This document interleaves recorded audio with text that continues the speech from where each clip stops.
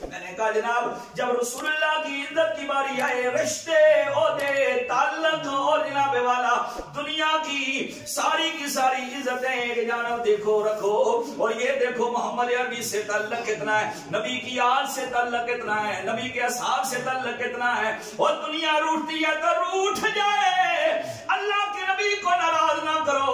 अल्लाह के नबी से मुंह मोड़ोगे तो कब्र हशर में पकड़ोगी, और अल्लाह के नबी राजी हो जाए, जग राजी हो या ना हो, रब राजी हो जाए। करम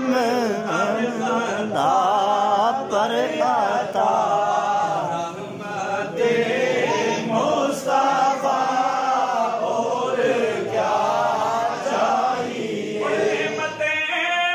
दोनों आलम की दे कर मुझे पूछते हैं बता और क्या